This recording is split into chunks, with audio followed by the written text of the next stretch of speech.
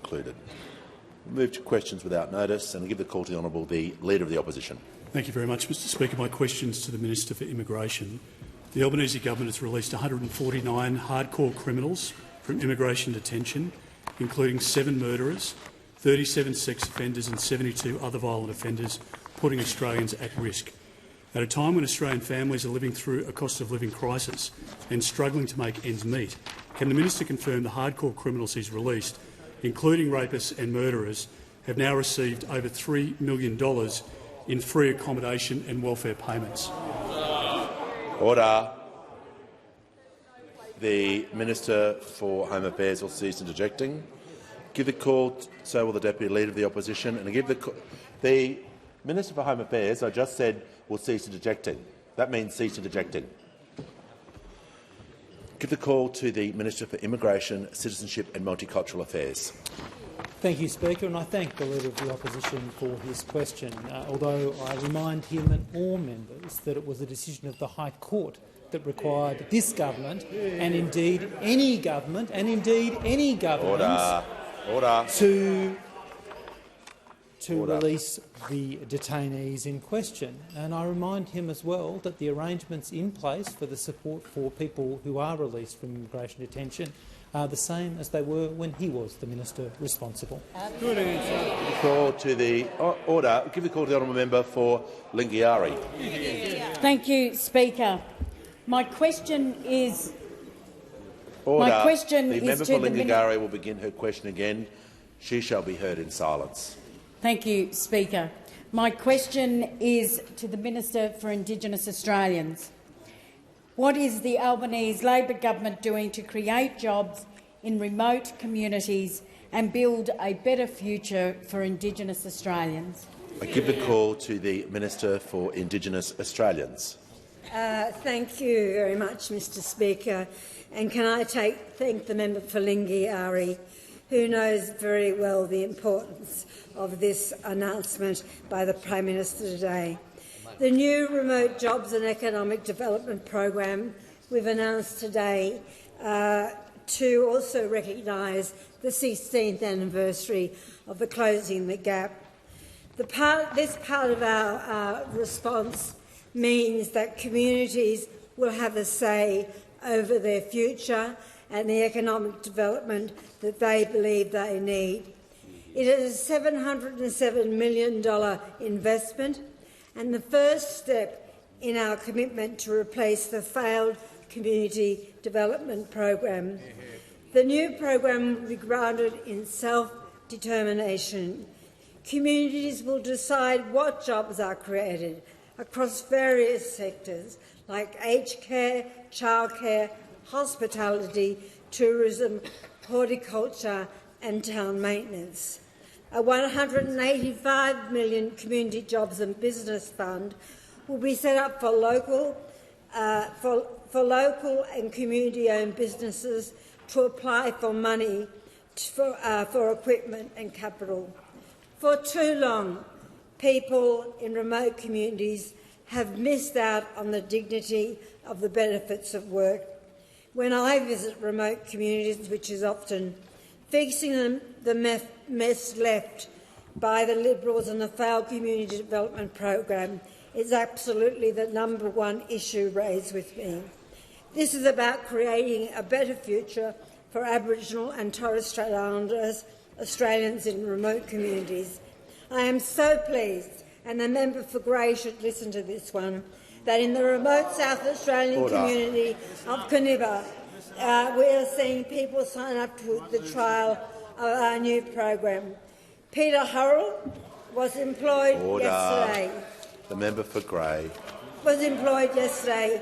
He will be learning new skills and putting those skills to work in his community. The Productivity Commission's first review on progress in terms of the national agreement has demonstrated that all governments need to do better. I am so pleased the Prime Minister made this announcement today.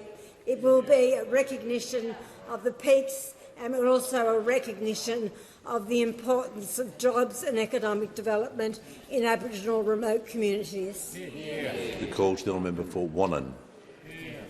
Thanks, Speaker. My question is to the Minister for Immigration. On 13 November, in between releasing criminals, the Minister told the House that he had, and I quote, issued visas to impacted individuals with appropriate conditions to ensure that community safety can be upheld, end quote. Last night, the Department of Home Affairs revealed it had always advised these conditions would be unenforceable. Asked why, they said, I think you would have to ask the ministers for an explanation. Can the minister please explain why he misled the House? Order.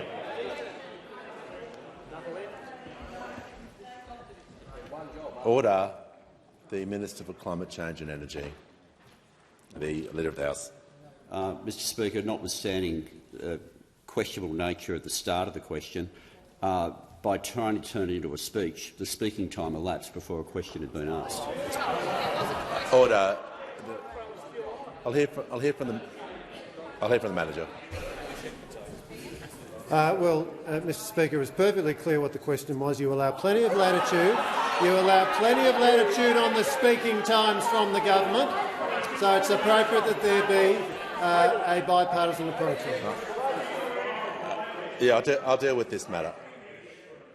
I'm going to allow the question. I did hear the question, but this is the position going forward. I don't want anyone calling out time again on both sides. It happens all the time. There's got to be some discretion allowed by the chair. If people want the exact timing enforced, it will happen. But I'm just going to remind all opposition questions and the crossbench to respect the time limits, and ministers as well. Give the call to the Minister for Immigration, Citizenship and Multicultural Affairs. Thanks, Speaker. I thank the Shadow Minister for the question. I remind him too that the release of detainees was required by the decision of the High Court in November. It was required. And in response to that, we took a range of steps to ensure the Australian community was kept safe, including immediately setting up Operation Aegis. So we saw the coordination of the ABF, the AFP and state and territory law enforcement authorities. We put in place stringent visa conditions, and we moved to change the law to criminalise breaches of those visa conditions as part of the 4 layers of protection we now have in place. Stringent visa conditions, electronic monitoring and curfews, community safety orders. Order. How can the minister will pause. The minister was talking about the conditions about the question, so I'm going to listen to the manager of the member for Wannon. Advised that those conditions. Resume your seat. Resume your seat.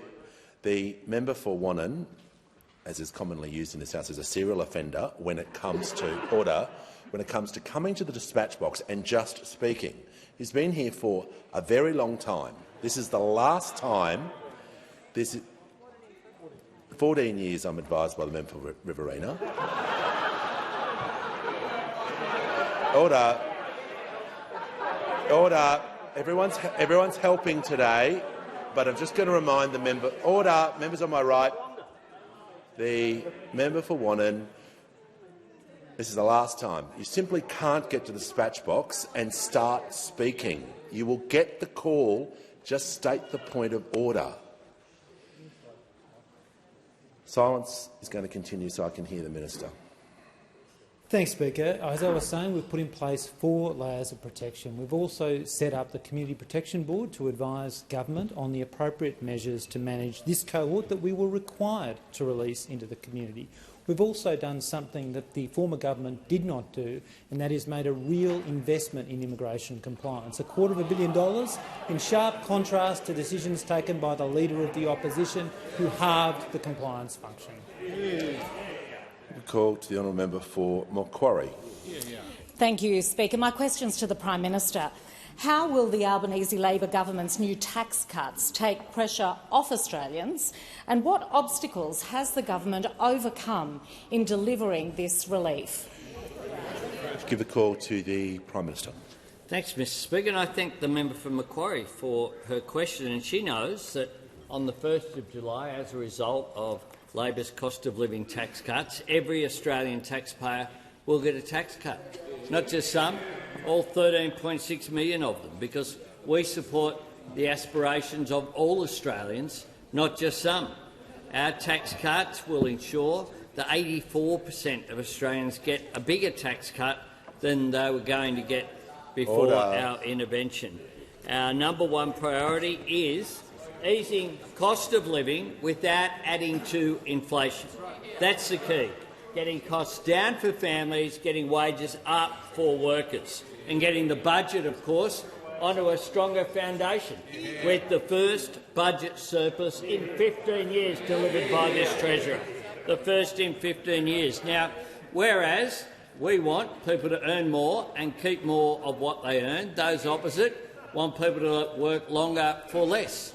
That is the great divide in Australian politics that we're seeing played out. Our tax cuts come on the top of other measures: cheaper medicines, affordable housing, energy bill relief, higher wages, cheaper childcare, historic investment in Medicare.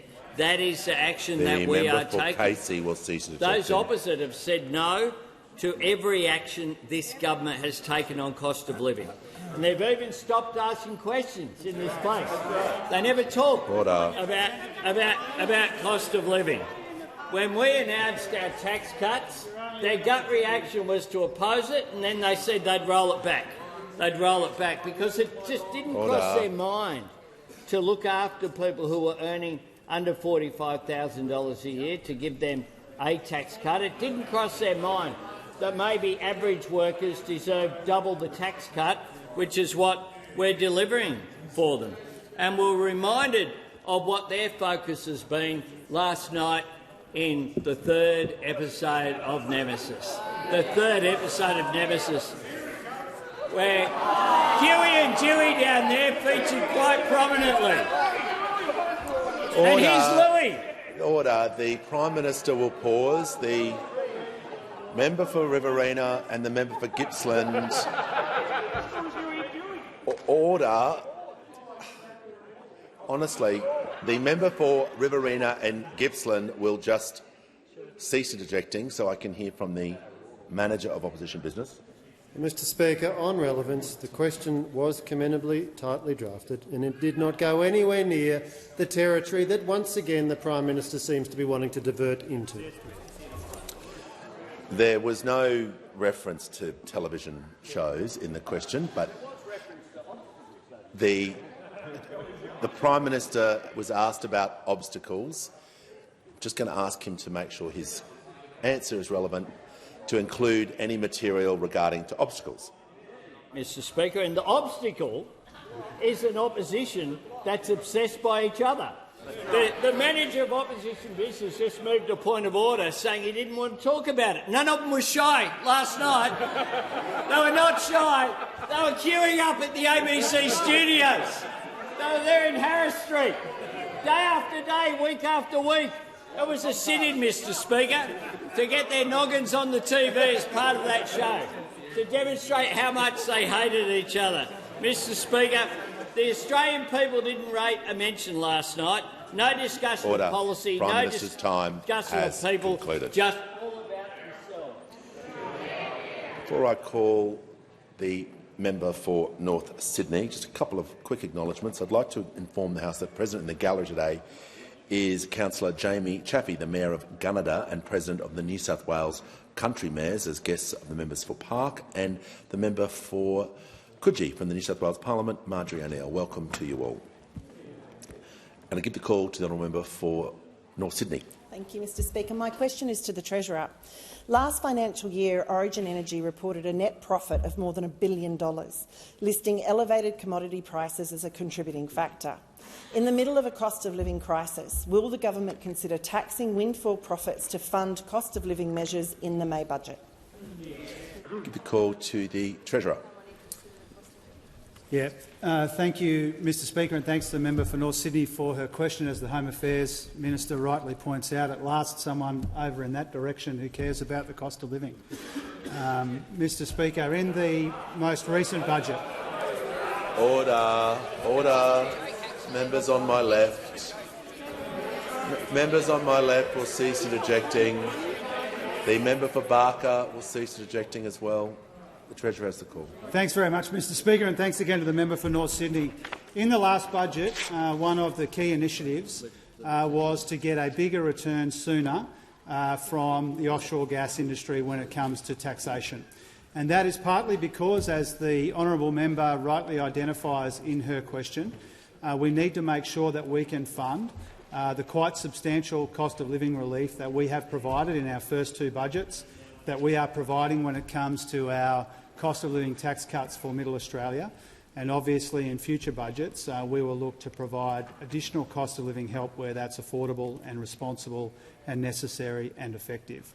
And so the principle that is in the member for North Sydney's question is a principle that we have adopted, trying to raise a bit more tax out of the industry that she identifies in order to fund some of our priorities. And because of that, because of our responsible economic management, whether it's sensible changes to resource taxation, whether it's our changes to multinational tax, whether it is our changes to high balance superannuation accounts, whether it's our efforts on compliance in a whole range of areas, in addition to the $50 billion of savings that we found in two budgets compared with the $0 in savings in their last budget, we have managed to get the budget in much better nick at the same time as we do roll out that substantial cost of living help, strengthening Medicare, building a future made in Australia, easing the pressure on families and pensioners and young people in communities like yours and indeed right around Australia. The call to the honourable member for Fremantle. Thank you, Speaker. My question is to the Minister for the Environment and Water. How will Australian workers on the front line of environmental protection benefit from Labor's cost of living tax cuts? The call to the Minister for the Environment and Water. Thanks so much, Mr Speaker, and thanks to the member for Fremantle for his question. I know that he is one of the most committed and effective environmental enthusiasts we have in this place, and he is also absolutely all over the cost of living challenges that his voters face. In fact, he's got 85,000 constituents who will receive a tax cut from the Albanese Labor government's plan, an average of $1,761 more in their pockets each year because of the changes we are proposing, because we are all about making sure that Australians earn more and keep more of what they earn, whereas those opposite are all about people working longer for less. Mr Speaker, I know that people who want people who work on the front line of environmental protection, they don't do it for the money. They do it for love. They love nature. They want to protect and restore our natural environment. But when you look at the sort of challenges they face, when we came in, the Australian Institute of Marine Science, doing great science, falling apart, facing 100 job losses, leaky roofs, laboratories they couldn't use. We doubled their funding, and now we want to better look after their scientists. You've got a PhD going in there to do vital work on crown-of-thorns starfish or coral spawning. Someone on $90,000 a year, they will keep $1,929 more each year of what they earn. Look at the Indigenous rangers that do such marvellous work around our country. I met Indigenous rangers at Uluru Katajuta National Park or the Katiti Peterman Indigenous Protected Area, doing wonderful work looking after the great desert skink, in the marla enclosure where they're breeding up marlas to release back into the wild, doing burning, cultural burning to make sure that those massive wildfires don't break out in Central Australia. An Indigenous ranger on $77,000 a year will keep $1,604 more of their pay every year because of the proposals that we're making. That's not just important for that individual and their family. Those rangers working in remote communities across Australia are spending their pay in local businesses, creating work for others in their community. We are all about backing our scientists, backing our Indigenous rangers, backing our ecologists, because we will always stand for higher wages, Australians keeping more of what they earn, opposed to those opposite who want to see Australians work longer for less. Call to the Honourable the Deputy Leader of the Opposition. My question is to the Minister for Immigration. In Senate estimates last night, it was confirmed that the Minister, not the Community Protection Board, is the final decision-maker in relation to the conditions placed on the 149 former detainees. Given this, can the Minister now tell the Australian people how many of the 7 murderers and 37 sex offenders released into the community by the Albanese government are not wearing ankle bracelets? Give a call to the Minister for Immigration, Citizenship and Multicultural Affairs. Thank you, Speaker, and I thank the Deputy Leader of the Opposition for her question. Yesterday in Senate estimates we saw a wide body of evidence which demonstrated that in response to the member for Casey, just pause a second. The member for Casey has been continuously interjecting all week. He's going to stop interjecting and start showing some respect to members in this House. The Minister will be heard in silence. Thank you, Speaker. As I was saying, what we heard in Senate estimates was a detail of the relentless effort that has been made by the government since November last year to maintain the safety of the Australian community. And a critical part of that was, of course, the establishment of the Community Safety Board, a body composed of eminent law enforcement and other professionals to provide us with expert advice on how to manage this cohort in the community. I greatly valued their advice and, of course, the input of the ABF Commissioner, and indeed I've acted in accordance with their advice in every decision that I have made. The call to the honourable member for Moreton. Thank you, Speaker. My question is to the Treasurer. How do the Labor government's efforts to ease cost of living pressures fit into its broader economic strategy? What progress is being made and what obstacles are being overcome? Give the call to the Treasurer.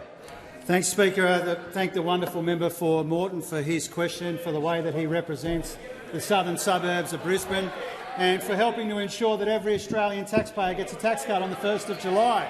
And his community means 85% of taxpayers will get a bigger tax cut to help with the cost of living, Mr Speaker. And this is a really important part of our broader economic strategy, to ease the pressure on Australians, to invest in our people and their future, and to get the budget in better nick. And our strategy has been endorsed just today, Mr Speaker, with 2 new releases. Standard & Poor's reaffirmed our AAA credit rating, praising our strong budget outcomes and endorsing the government's budget strategy. And Westpac Melbourne Institute consumer sentiment lifted to a 20-month high, and they say it's partly because of our tax plan for Middle Australia, Mr Speaker. Now, there's no shortage of challenges in our economy and in the global economy, but we are making welcome and encouraging progress. When we came to office, real wages were going backwards by 3.4%. Quarterly inflation was more than 3 times what it is now. There were huge deficits and there was nowhere near enough to show for $1 trillion in Liberal debt. And now, Mr Speaker, inflation is moderating. Real wages have grown for 2 consecutive quarters. Tax cuts will flow to every taxpayer from the 1st of July. We've delivered the first surplus in 15 years, which is helping us clean up the mess that we inherited from those opposite. Now, we know it's not mission accomplished, Mr Speaker, when it comes to inflation or the economy or the budget, and we know that people are still under the pump. And that's why easing cost of living pressures are this government's highest priority. That's why these tax cuts come on the top of rent assistance, electricity bill relief, cheaper childcare, cheaper medicines and more. And it's why we are focused on boosting take-home pay. And it's here, as the Prime Minister said, Mr Speaker, that the defining difference between those opposite and this government is the clearest.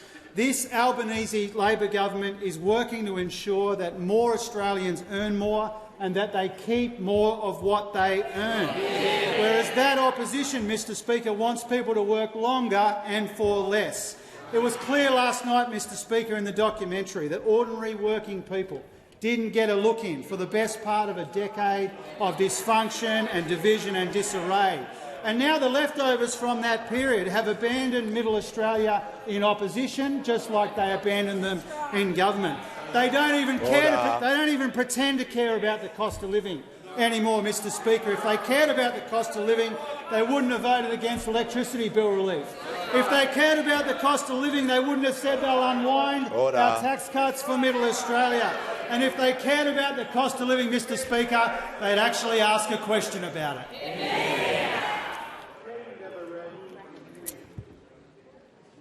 I'll just go to the member for Wide Bay, who has the call. Thank you, Speaker. My question is to the Minister for Immigration. Can the minister inform the House if the whereabouts of any of the 149 criminals is unknown? The call to the Minister for Immigration, Citizenship and Multicultural Affairs. Thank you, Speaker. I thank the member for Wide Bay for this question. One of the first things that we did in response to the High Court's decision was to set up Operation Aegis to ensure that our agencies and state and territory law enforcement agencies have the capacity to share information so that they can work across the country to keep the Australian community safe. And I acknowledge his very distinguished service in law enforcement in the past. And through this... The Deputy Leader of the Opposition will cease interjecting. The Minister is going to be heard in silence. I want to hear his answer. Thank you very much, Speaker. I've talked repeatedly about the 4 layers of protection that we have put in place to keep the community safe. And can I be very clear in saying that every individual is subject— Minister will pause. The Leader of the Opposition on a point of order. Mr Speaker, the question was very tight. It asked the minister whether or not one of— Order. I'll hear from the Leader of the Opposition on the point of order. Well, on relevance, Mr Speaker, the minister was asked a very tight question. Does he know where the 149 are or not? As simple as that. Can he answer the question? The minister was asked a pretty short, tight question. Just going to make sure the answer that he's giving to the House contains the information, or as much information as he may be able to provide the House regarding that matter, and to make sure he's directly relevant. Thank you, Speaker. As I was saying just a moment ago, each individual in the cohort is subject to at least one of the 4 layers of protection. And that means that each one of them— is subject— That means that each one of them is being continuously monitored. Each one of them is being continuously monitored. And of course, as I said just earlier, we've criminalised breaches of our strict visa conditions. So if anyone who thinks they can get away with those, we will find you, and everyone will face the full force of the law. Order. Members on my left will cease interjecting. The House comes to order. I'll hear from the member for Higgins. Thank you, Mr Speaker. My question is to the Minister for Education. What is the Albanese Labor government doing to support workers in the education system and to tackle disruption in Australian schools, and what has been the response? The call to the Minister for Education. Thanks very much, Mr Speaker, and can I thank the terrific member for Higgins for her question. Last week I told the House about what the tax cuts mean for teachers.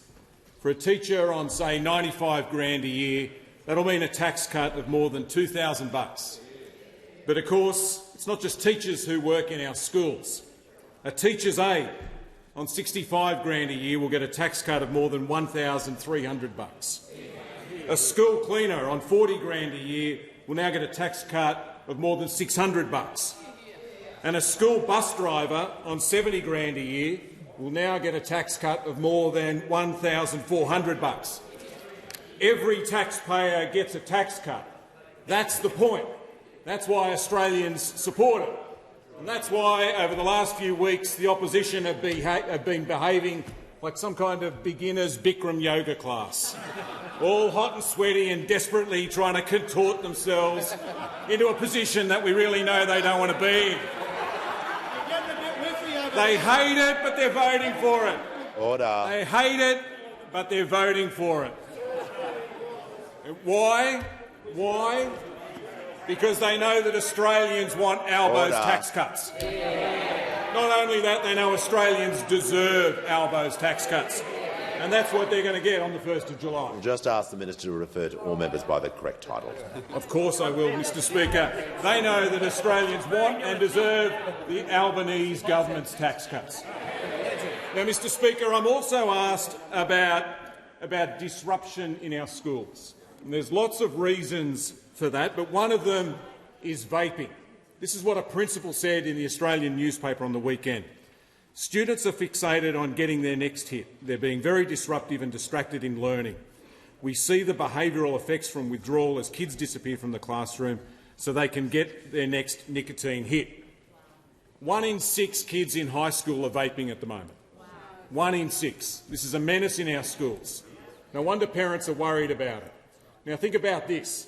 9 out of 10 vape stores are within walking distance of our schools. 9 out of 10 vape stores within walking distance of our schools.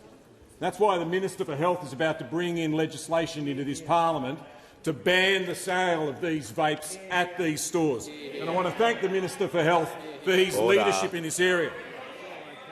Unbelievably, in that same article on the weekend, the opposition refused to back it. They refused to say that they would support this legislation. The member for Cowper will cease interjecting. Now, on something so important, so serious, that affects our schools, that affects our kids, that affects parents and teachers, I can't believe that the opposition won't support this. Just like they've had a change of heart on tax, they need to back this ban too. The minister's time has concluded. I give the call to the member for Hughes. Thank you, Speaker. My question is to the Minister for Immigration, Citizenship and Multicultural Affairs. Minister, does the government know the whereabouts of the 7 murderers and 37 sex offenders? Give the call to the Minister for Multicultural Affairs and Citizenship and Immigration. Thank you, Speaker, and I thank the member who just asked the question. As I said, although there was a bit of noise a minute ago, all individuals in the cohort, all of those who are required to be released by reason of the court's decision, are being continuously monitored. Call to the honourable member. Order. Give the call to the honourable member for Blair. Speaker, my question is to the Minister for Employment and Workplace Relations. What has been the response to the Albanese Labor government's reforms to help workers earn more and keep more of what they earn, including protecting workers from being expected to work when they're not being paid? Give a call to the Minister for Employment, Workplace Relations and the Minister for the Arts. Thanks so much, Mr Speaker. And I want to thank the member for Blair, both for his role in this parliament for the question, but also as one of the members of this parliament who's committed to make sure that people earn more and keep more of what they earn, as opposed to being one of those members of this place who's committed to people working longer for less, because they're in this room as well. They're in this room as well. And it's interesting as I hear that those opposite have made their first election commitment now in my area, in my portfolio. And the first commitment wasn't about whether there'd be new forms of bargaining. That wasn't enough to make them angry to make a commitment. The concepts of other legislation that we'd done about bargaining or the Fair Work Commission, none of that got them over the line. What really incensed them was that the principle of people working without being paid anything at all was being overridden. This fundamental principle that some people should be working parts of their weekend for nothing, that was enough to enliven them to have their first election commitment in this area. Well, let's just have a look at one of the sorts of workers in the member for Blair's electorate. Let's consider the impact of the right to disconnect on a constable, level 5, on $96,000 a year. On that, they're looking forward to a tax cut of $2,080. But thanks to an article that's come out today from Ewan Hannon at The Australian, there's some information from what the Police Federation of Australia thinks about the commitment that the Leader of the Opposition has made. Because in their media release they have specifically addressed the Leader of the Opposition, referring to his call and his first election commitment in industrial relations as being short-sighted, disrespectful and wrong. They go on to explain what happens when officers are sometimes called in the middle of the night for work that could easily wait until their next shift, and that's why in many states, but not yet all, what's the clause that they have in their enterprise agreement? A right to disconnect clause. The Police Federation of Australia is calling on all members of the federal opposition and those who are unsupportive on the crossbench to have a significant rethink on Mr Dutton's position on the right to disconnect, as this will have a significant negative impact for all first responders. And in their words of the Police Federation, Mr Dutton should unwind this ill-conceived thought bubble. They said that their policy would be targeted. It's targeted against frontline workers, it's targeted against pay rises, it's targeted against job security, and it's targeted against people ever getting time away from work where they know their time is their own. Has concluded. Give the call to the member for Kennedy. Treasurer, doesn't Qatar and Australia export the same amount of gas?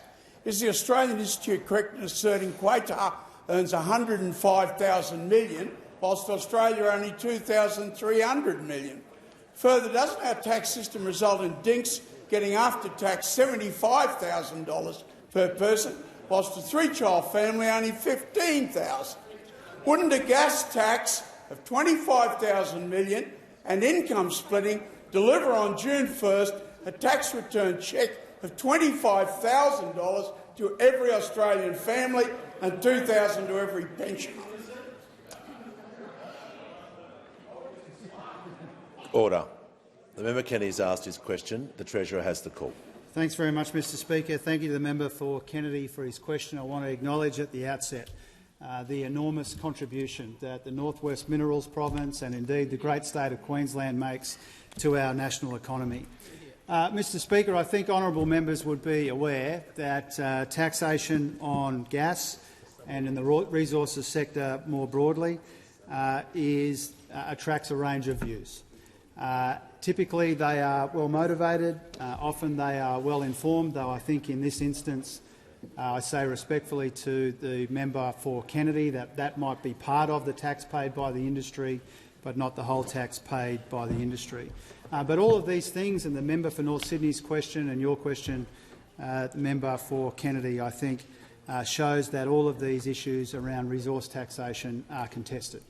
What is not contested is that if our legislation passes the House, we will collect more tax from offshore gas because of the changes in the budget to the PRRT. We will increase tax receipts from offshore LNG by $2.4 billion over the forward estimates. And this will help us fund important priorities like strengthening Medicare or providing cost of living relief to people in your community, his community, or indeed around Australia. Without those changes, we would collect less revenue and it would be, we would be less able to fund cost of living relief for people. I know that the member for Kennedy has a view around income splitting. Our view is that we have found more effective ways to provide relief to the types of families that the member for Kennedy is talking about. For example, our tax changes. Every one of the 71,000 taxpayers in Kennedy will get a tax cut because of our changes. 86% of them will get a bigger tax cut than they would have otherwise. In fact, Mr Speaker, the average income earner in Kennedy will have their tax cut multiplied more than 3 times by what we are proposing in our changes. And because of those policies, whether it be medicines, tax, support payments, rent assistance and others, we are providing more support to the people of Kennedy. 39,000 people will benefit cheaper medicines in Kennedy alone, almost 5,000 benefiting from income support increases. 4,500 renters get our boost to rent assistance just in Kennedy. And as I said, 86% of taxpayers in his community would be paying more tax were it not for our changes. So I say to the member for Kennedy, I'm grateful for the question. I know there are contested views about tax on resources. What isn't contested is that we are doing something about that, and that is helping to fund important cost of living relief, not just in his community, but in every community represented in this place. The call to the member for McNamara. Thank you very much, Speaker. My question is to the Minister for Aged Care. How is the Albanese Labor government supporting aged care workers and making sure they can keep more of their hard-earned wages? Give the call to the Minister for Aged Care and Sport. I thank the member for McNamara for his question and would like to acknowledge his advocacy for the aged care workers in his electorate, particularly the wonderful workers we visited at Emmy Monash Aged Care in Melbourne. Mr Speaker, the Royal Commission into Aged Care Quality and Safety was a damning report on the quality of aged care in this country, and it spanned 5 very long volumes. And for the benefit of those opposite, that dynamic cast of characters who have regaled us all in Nemesis, and across 4.5 hours of ruminating, Mr Speaker, never once passed the subject of the aged care crisis on their watch, I will distill that report down to just one word, and that word was neglect. The Albanese government, however, understands that the best investment we can make to lift the standard of aged care in Australia is an investment in aged care workers. That's why we delivered an $11.3 billion increase to the minimum award for 250,000 aged care workers.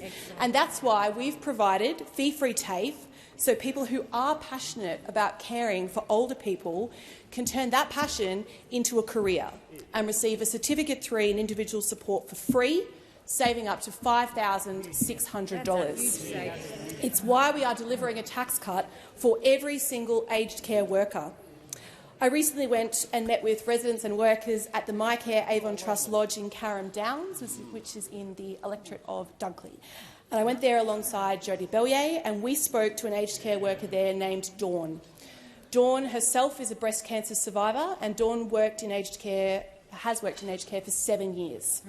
Dawn loves her job because she gets to care for older people, including her mother-in-law, who lives in the home that she works at. Good on you, Dawn. But love doesn't pay Dawn's bills, and we know that aged care workers, like Dawn, are facing cost of living pressures. And that is why we are delivering a tax cut for Dawn and for every single one of her colleagues. But while we are delivering dollars for aged care workers, the Coalition are only delivering yet more lip service. The Minister will pause. We'll hear from the Manager of Opposition Business. On relevance, Mr Speaker, a commendably tightly drafted question which allowed no territory at all for the Minister to go where she is now going. Yes, the Manager is correct. The question was about aged care support. The Minister is entitled to do some compare and contrast, but she's not entitled to do an analysis of the opposition's policies, so I'll give her the call and make sure she remains relevant. I'm talking about the support for aged care workers, Mr Speaker. I've just talked about how we are supporting aged care workers. I would now make the point that across the summer, one of the members of the Coalition toured aged care facilities and delivered certificates to aged care workers. And I asked, Mr Speaker, did those certificates have in fine print that the Coalition refused to support a pay rise for the aged care workers receiving certificates? Did those certificates state that if the Coalition was still in government, some of those registered nurses would be $10,000 a year worse off than what they are now under the Albanese Labor government? Did the certificate state that the Coalition would not support this tax cut for aged care workers? And then maybe it crossed it out and said, actually, maybe they would support this tax cut for aged care workers, and actually, no, maybe we'll go back and we won't support the tax cut for aged care workers. The Minister's time and yet maybe has concluded. Order.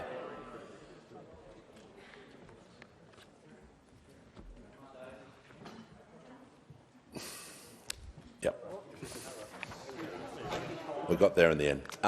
Give the call to the member for Flinders. Thank you. My question is to the Minister for Immigration, Citizenship and Multicultural Affairs.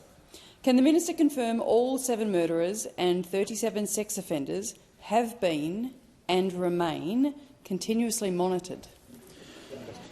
Give the call to the Minister for Immigration, Citizenship and Multicultural Affairs. Thank you, Speaker, and I thank the member for Flinders for her question. As I think I've said on a couple of occasions, every individual required to be released by reason of the High Court decision is subject to at least one of the 4 layers of protection, including the stringent visa conditions which apply to everyone in the cohort. Give the call to order. Give a call to the honourable member when the House comes to order.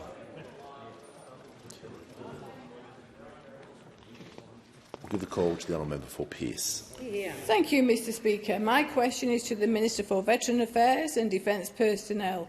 What is the Albanese Labor government doing to deliver for defence personnel and veterans, including through Labour's cost of living tax cuts plan? Give a call to the Minister for Veterans Affairs and the Minister for Defence Personnel. Well, thank you, Mr Speaker. I thank the member for Pearce for her question, who has over 3,000 defence personnel and veterans in her electorate. And I know she has close relationships with the 3 RSL sub-branches in her electorate, including being the patron of the Yanchep Two Rocks RSL sub-branch.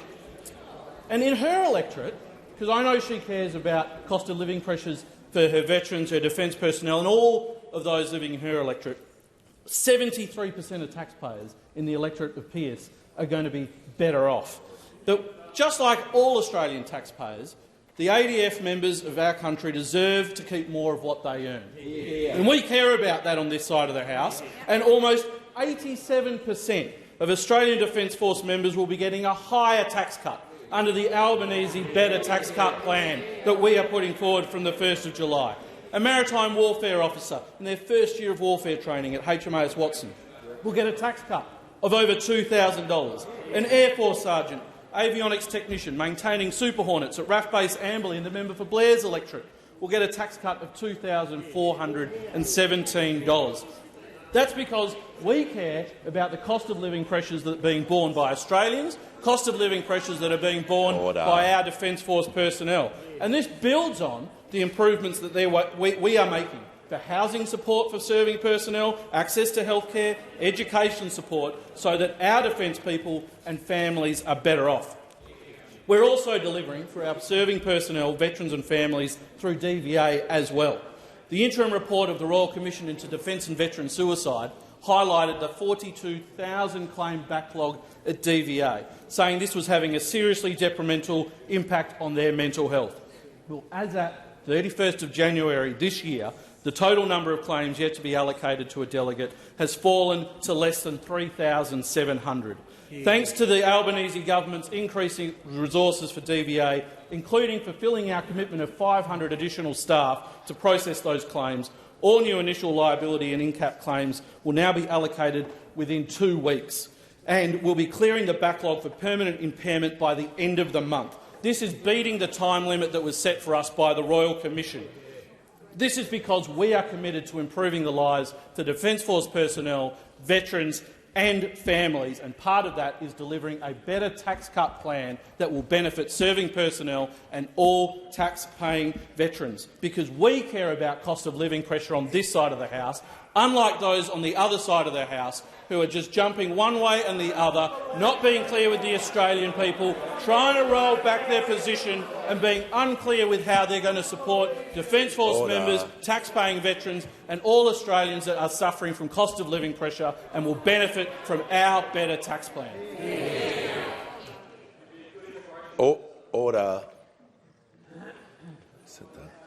Give the call to the member for Monash. Thank you, Speaker. Speaker, my question is to the Treasurer. Treasurer, although it's annoying, there's a reason why banks are asking customers why they want to withdraw cash and what for. A bank manager told me recently a significant number of customers who came in to withdraw cash were being scammed. Recently, in my circle, a sensible couple was scammed of $100,000 and another friend of mine $40,000. Treasurer, what more can we do to protect the Australian people from this evil? Call to the Treasurer. Thanks, Mr Speaker, and I thank the member for Monash for his question as well, and I commend him for his focus on what is a really important issue, and I acknowledge his efforts on behalf of his constituents for some time now. This is a big focus for the government as well. And for that, I want to be up front, Mr Speaker, and say that I take absolutely no credit for the government's focus on scams, and that's because the work of the Assistant Treasurer in this regard has been absolutely terrific. He has worked tirelessly to tackle and take on this evil in our community and in our economy in a really impressive way, and he's done that in collaboration with the banks, he's done it in collaboration with key institutions, and he's done it with other ministers, including the Minister for Communication and others. And so I pay tribute to him and to his work, Mr Speaker. It's a huge issue, and I think the hundreds of people who come to his community forums around Australia and all the people who come through our doors in our elected offices and come up to us in mobile offices too is evidence enough of that. In 2022, Mr Speaker, Australians lost over $3 billion to the absolute grubs who try and scam money out of people, often the most vulnerable people, but as the member identifies in his question, not just people that we would traditionally consider to be vulnerable.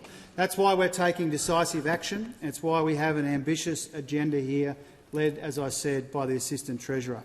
In last year's budget, we invested $86.5 million in fighting scams and online fraud, $17.6 million for ASIC to bust fake investment websites, $58 million for the ACCC to establish a world-leading national anti-scam centre, and over $10 million for ACMA to establish and enforce an SMS sender ID registry to stop scam texts. And I acknowledge the work of Minister Rowland as well. It's still a big problem, Mr Speaker, but the crackdown on scams is already showing some signs of success. In the 6 months since the anti-scam centre was created, losses to scams reduced by 29% compared with the same period in 2022. Call disruption technology saved potential victims from major losses, with one consumer saving $300,000. By last week, ASIC had taken down 4,220 investment scam websites, and there are hundreds more in the works. And early data this year shows overall scam losses are around 40% lower than the same period in 2023. The Assistant Treasurer and the Minister for Communications are also working with telcos and digital platforms to see what else can be done in that regard. So, Mr Speaker, this is a very big focus of the government. There has been some absolutely terrific work by the Assistant Treasurer. It's a very important and welcome question from the member for Monash, and I thank him for it. Give the call to the member for Macon. Thank you, Mr Speaker, and my question is to the Minister for Health. Why are Labor's tax cuts good for healthcare workers and their patients? How will the tax cuts build on the Albanese government's actions to make medicines cheaper? And how is the government ensuring that Australians are able to access affordable medicines after a decade of cuts and neglect? Call to the Minister for Health and Aged Care. Thank you, Speaker. I thank the member for Macon, a 10-time national powerlifting champion who represented his country at 3 separate world championships. And he's represented his community, the north and north-eastern suburbs of Adelaide, Mr Speaker, for almost 5 decades, as a councillor, then a mayor and now a member in this place. There are 78,000 taxpayers in the electorate of Macon, Mr Speaker, and on July 1, Labor will deliver every single one of them a tax cut to help with the cost of living.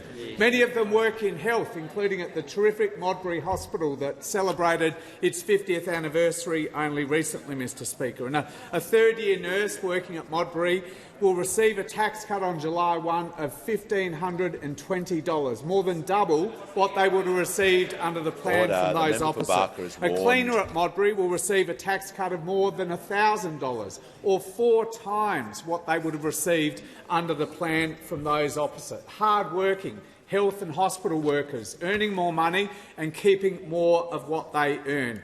These bigger, better tax cuts for Middle Australia, Mr Speaker, build on all of the other cost of living measures that this government has been rolling out, like cheaper medicines. Only last year, in 1 year, Australian patients saved $250 million from our cheaper medicines policies, Mr Speaker, and they'll save even more this year. In a couple of weeks, around 100 more medicines will be able to be supplied for 60 days at the cost of just a single script, saving patients time as well as much more money. And, Mr Speaker, the Treasurer's responsible budget management also means that we've been able to list dozens and dozens of new cutting-edge medicines on the PBS. This month, I'm delighted to say that we've listed a new immunotherapy, Opdualag, for advanced melanoma. As this year's terrific Australians of the Year, Georgina Long and Richard Scolyer, reminded us, Australia tragically has its own national cancer, melanoma. 20,000 Australians diagnosed every single year, and even though survival rates have improved dramatically in recent times, still on every single day about 4 Australians lose their lives. Opdualag will give new hope to around 1,000 Australian patients every year whose melanoma either is unable to be surgically removed or has become metastatic. And it would usually cost, Mr Speaker, $315,000 for a course of treatment. From this month, though, it just costs PBS prices. Cheaper medicines, Mr Speaker, aren't just good for the hip pocket in a cost of living crisis. They also mean that Middle Australia can access the world's best treatment at affordable prices, all part of our commitment, Mr Speaker, to strengthen Medicare, but also to help with the cost of living. Give the call to the member for Wannon. Thanks, Speaker. My question is to the Minister for Immigration. In Senate estimates last night, it was revealed that on 8 August, 14 September and 12 October last year, the General Counsel of the Department of Home Affairs met staff in the Minister's office to discuss the legal prospects and policy options that led to the release of the 149 hardened criminals into the community. It was further revealed the Minister did not attend any of these meetings. Why? Order. Give the call. Order. Members on my right will cease interjecting. Give the call to the Minister for Immigration, Citizenship and Multicultural Affairs. Thank you, Speaker, and I thank the Shadow Minister for his question. And I say once more it was the decision of the High Court that required the release of the individuals. Order. As Minister and as a member of this government, my #1 priority has been doing everything I can to keep the community safe. Now, that continues to be my commitment. Give a call to order. Give the call to the member for Adelaide. Thank you, Mr Speaker. Mr Speaker, my question is to the Minister for Skills. How are Labor's tax cuts supporting more apprentice tradies complete their training while keeping more of what they earn? Why is this support for apprentices so important? Give the call to the Minister for Skills and Training. Can I thank the member for Adelaide for his question and his very strong advocacy for apprentices and the vet sector in his electorate and beyond. And it was great to be with the member for Adelaide just before Christmas as we visited a great company in Adelaide, Bianco Construction, where we spoke with apprentices. I think we spoke to the apprentice boilermaker, Isaiah, and the apprentice carpenter, Bailey, and they were so proud of the fact that they were undertaking training in an area of demand. They loved their trades, but they were honest too and said, Speaker, that it was very difficult to make ends meet on apprenticeship wages. It's not easy, and we know that. And for that reason, we have to do better as a country to provide support for these apprentices. And at the moment, our apprenticeship completion numbers over the last 10 years has been as low as 55%. 55%. So I'll have more to say about what we're going to do to improve completion rates of apprentices, but we have to do more. But it's also fair to say this government understands the cost of living pressures across our economy for everyone, including apprentices, and for that reason this government wants to provide support for all Australians, and that's why we're giving every taxpayer a tax cut from July 1. That's what we're doing. And of course, Speaker, that means we can provide support for apprentices who are on relatively low wages to ensure we do the right thing by them.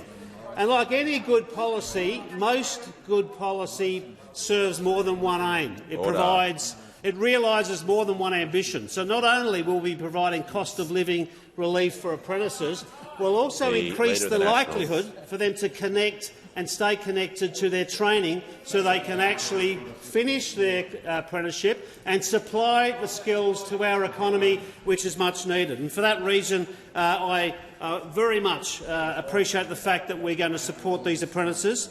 And I just would like to inform the House what these apprentices will be receiving from the 1st of July. A first-year apprentice, Sparky, will be getting over $500 from the 1st of July under the Albanese Labor government's tax plans.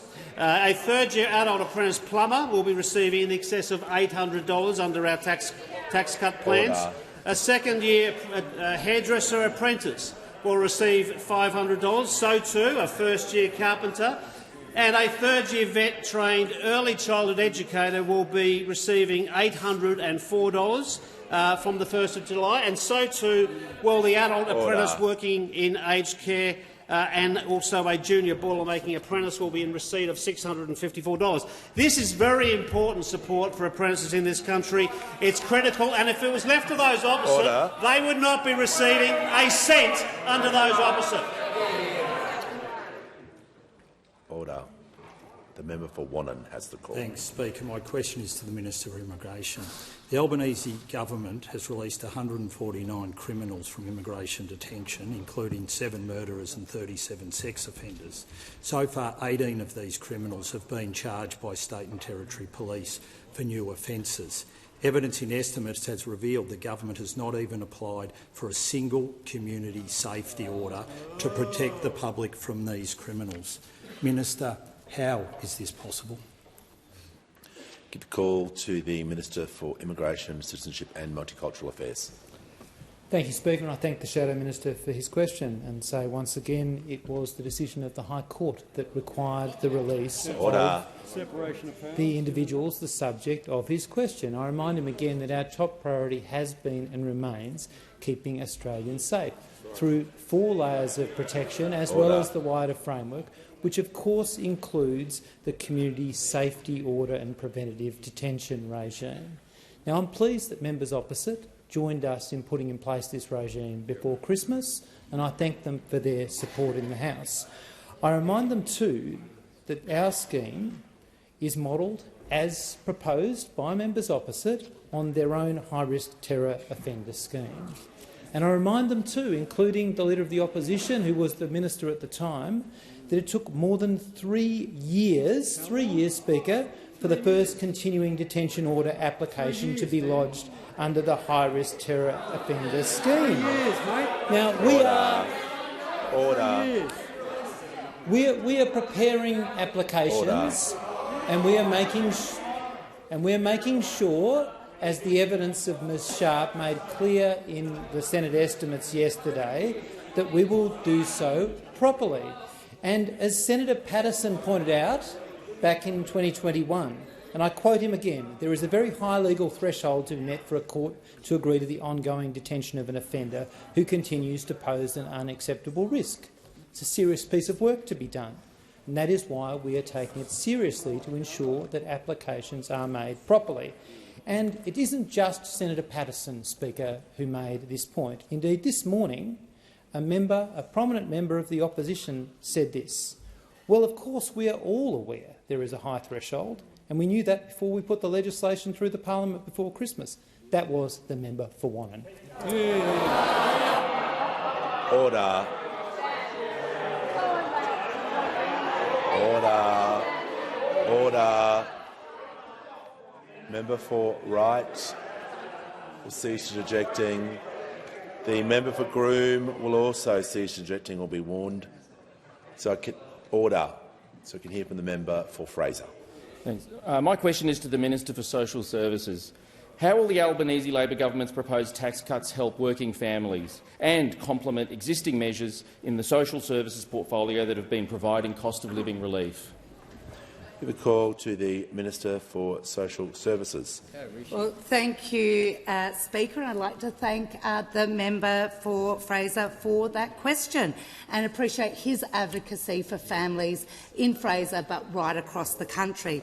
Now, the Albanese government's #1 priority is supporting Australians faced with cost of living pressures.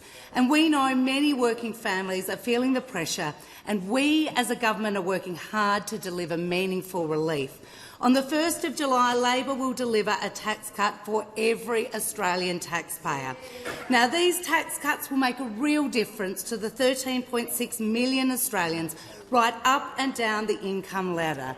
Now, this is good news for Australian workers and families, allowing them to keep more of what they earn. Now, take a dual income family. One parent works full-time, earning $80,000, and the other works part-time, earning $45,000. Under Labor's plan, this family will get a tax cut of $2,483. That is over twice the amount that they would have received under the Morrison's plan. Now, more money in their pocket from Labor's tax cuts comes alongside the extra support we are giving to families through our historic investment in paid parental leave, the biggest since Labor introduced it in 2011. Now, since last year, we've given more families access to the payment, introducing a more generous $350,000 family income limit and made it much easier for both parents to share care. And from July this year, we're expanding the scheme by an extra 6 weeks, reaching 6 months in 2026. When fully rolled out, that is an extra $5,000 more in the family budget. Now, of course, we have also had targeted cost of living relief to families on the lowest incomes. We've lifted the base rate for working age and student payments, and we've expanded the eligibility of the single parent payment until their youngest child turns 14, up from 8. The latest data shows that this has already helped 77,000 single parents. And at the same time, we're delivering the biggest boost to rent assistance in more than 30 years, which is also helping to moderate rent rises. Now, for families, this complements the government's extra support in delivering relief through electricity bill relief, cheaper childcare, cheaper medicines and investments in bulk billing. Now, Mr Speaker, when it comes to tackling cost of living, we on this side of the House take it seriously. It is clear that those opposite have given up. They've given up when it comes to cost of living. They've abandoned their territory. They never wanted the tax cuts for middle and low-income Australians. They never wanted electricity relief. They never wanted income support. We'll get on with the job. Time has concluded. Give the call to the member for Wannon. Thanks, Speaker. My question is to the Minister for Immigration. The Albanese government has released 149 hardcore criminals from immigration detention, including 7 murderers and 37 sex offenders. On 18 November last year, the minister stated that, quote, ankle bracelets, electronic monitoring, I should say to be clear, is a mandatory requirement under the bill that is coming to effect today. That is across everyone in the affected cohort. Can the minister explain why 36 of the 149 hardcore criminals he released are not wearing their mandatory ankle bracelets? Give the call to the Minister for Immigration, Citizenship and Multicultural Affairs. Thank you, Speaker, and I thank the member for Wannon for the question. I presume he is familiar with the provisions of the bill for which he voted for in the House, which required a decision to be made in respect of whether to impose the condition. That decision, as I've outlined in the House, is informed now by the advice of the trusted professionals, including people like Graham Ashton, former Victorian Commissioner and AFP Deputy Commissioner, in terms of managing community safety in determining whether or not a decision is made. Order. Give the call. Order. Members on my left. The House comes to order here for the member for Bruce. Thank you, Mr Speaker. My question is to the Minister for Home Affairs. The Richardson Review has found extensive misuse of public money in offshore processing under the last government. How is it possible that public money was misused in this way? And who was responsible? Order. Give the call to the Minister for Home Affairs and the Minister for Cybersecurity. Speaker, one of the things that makes the member for Bruce's public service so distinctive is this continued focus on integrity, and I really want to thank him for his question.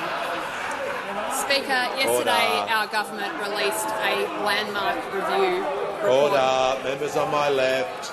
Thank you, Speaker. Members on my left. The Minister will be given the courtesy of heard in silence. Thank you, Speaker. Yesterday our government released a landmark report by Dennis Richardson AC, who I think everyone in this chamber would agree is a person of absolutely unimpeachable integrity. Our government commissioned that report in the face of genuine questions being raised about the integrity of contracts in our offshore processing system. Mr Richardson was asked to review the contracts and examine whether any wrongdoing had occurred. And, Speaker, the findings in this report are genuinely extraordinary. What Mr Richardson found was that under the stewardship of the Leader of the Opposition, potentially hundreds of millions of taxpayer dollars were funnelled into companies which were engaging in alleged criminal wrongdoing. Let me say that again, Speaker. This is taxpayer dollars that your constituents and my constituents worked hard for, paid to the government in good faith, and under the Leader of the Opposition, hundreds of millions of dollars of it were put towards companies which are suspected of drug smuggling, arms dealing and money laundering. And we know from Mr Richardson that massive profits were skimmed off these contracts. Now, the member for Bruce asked me how this is possible, and that and other questions about this incredible report are rightly directed to the Leader of the Opposition, because this happened on his watch, Speaker. He set up and oversaw a system that facilitated great harms to Australians and to people around the world. Now, Speaker, the questions that the Leader of the Opposition needs to come forward and tell us is what did he know about this and when, and why does it appear that after almost a decade in positions of leadership, he never asked a single question about any of it. It is a reprehensible dereliction of duty. And what makes these questions so critical, Speaker, is what we see an unbelievable gulf between who the Leader of the Opposition pretends to be and who he really is. This report exposes the Leader of the Opposition as an absolute fraud, someone who oversaw a system funneling taxpayer dollars into drugs, guns and human trafficking, all while marketing himself as a tough guy on our borders. Now, Speaker, of course this joins the Parkinson Review and the Nixon Review, two reports that showed, for all the tough talk, the Leader of the Opposition drove our migration system into a ditch and walked away, leaving me and the Immigration Minister to clean up his mess. Don't forget, Speaker, he was voted as the worst health minister in living history. He ran a defence department that oversaw years of endless delays. I'm not sure why he clearly can't run a government department. He thinks that he should run our country. Call to the Prime Minister.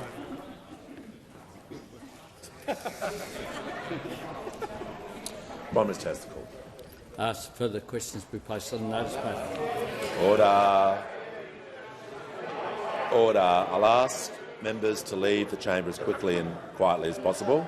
On behalf of the Standing Committee, On behalf of the Standing Committee on Appropriations and Administration, I present the committee's report number 28, Additional Estimates 2023 to 2024. Call to the Leader of the House with papers. Speaker, these documents are tabled in accordance with the list circulated to the honourable members earlier today. Full details of the documents will be recorded in the votes and proceedings. I have received a letter from the honourable member for Canning proposing that a definite matter of public importance